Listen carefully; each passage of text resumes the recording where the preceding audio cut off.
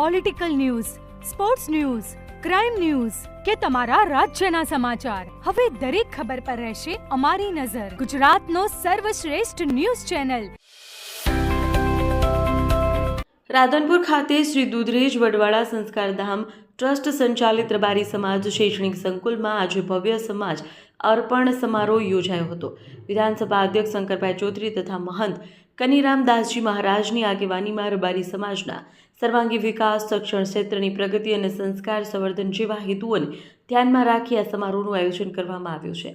કાર્યક્રમની શરૂઆત મહંત કનીરામ બાપુ અને વિધાનસભા અધ્યક્ષ શંકરભાઈ ચૌધરીના હસ્તે રબારી સમાજ શિક્ષણ સંકુલના લોકાર્પણથી કરવામાં આવી હતી.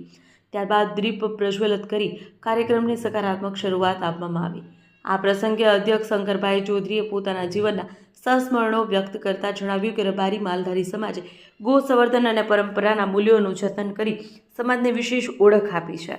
તેમણે ગૌશાળાઓ અને દેશી ગાયના સંવર્ધન અંગે ચર્ચા કરતા જણાવ્યું કે ભારત વર્ષમાં દેશી ગાયના ઝરણની પહેલી ડેરી રાધનપુરમાં શરૂ કરી છે અને આ કાર્યને વધુ વિસ્તૃત કરી આગળ લઈ જવાનું છે. મહંત કનીરામ દાસજી મહારાજે જણાવ્યું કે શિક્ષણ, સંસ્કાર અને શિસ્તના આધારે સમાજના દીકરા દીકરીઓને આગળ વધારવાનું પવિત્ર કાર્ય સંસ્થાના માધ્યમથી સતત કરવામાં આવશે. લાઇબ્રેરીમાં સેવા આપતા યુવાનો તથા તેમના માતા પિતાને તેમણે અભિનંદન પાઠવ્યા હતા.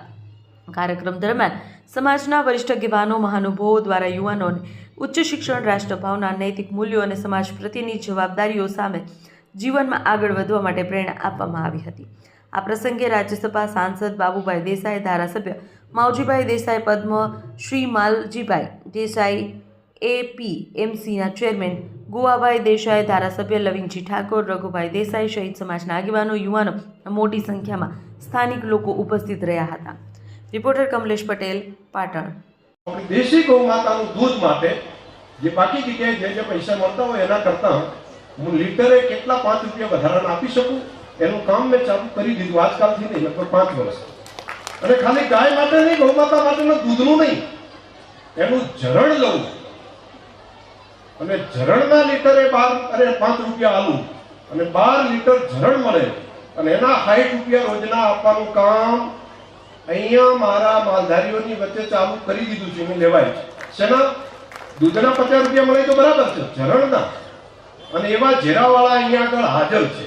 ગાડી ત્યાં જાય છે, ઘરે ત્યાં ઝરણ ભેગું કરી રાખે છે અને ઝરણનું ટેસ્ટિંગ ત્યાં થાય છે અને ઝરણ વેચાતું લઈને એના પૈસા આપવાનું કામ એ હું એટલા માટે કરું છું કે એમને તપ કર્યું હતું. તપ એમણે ગળપણ પગે તપ કર્યું છે ગૌ માતાને બચાવવાનું અને એટલા માટે આ નવો ઇતિહાસ આપણે કરી રહ્યા છીએ. અને પહેલી ડેરી ભારત વર્ષની અંદર દૂધની તો હોય પણ દેશી ગૌ માતાના ઝરણની ડેરી એ આપણા રાધનપુરના આંગણે આપણે ચાલુ કરી શક્યા છીએ. એ વડવાળા દેવની કૃપા છે, કનીરામ બાપુના આશીર્વાદ છે કે આ કામ આપણે કરી શક્યા છીએ. હજુ આ કામને આપણે ઘણું આગળ લઈ જવું.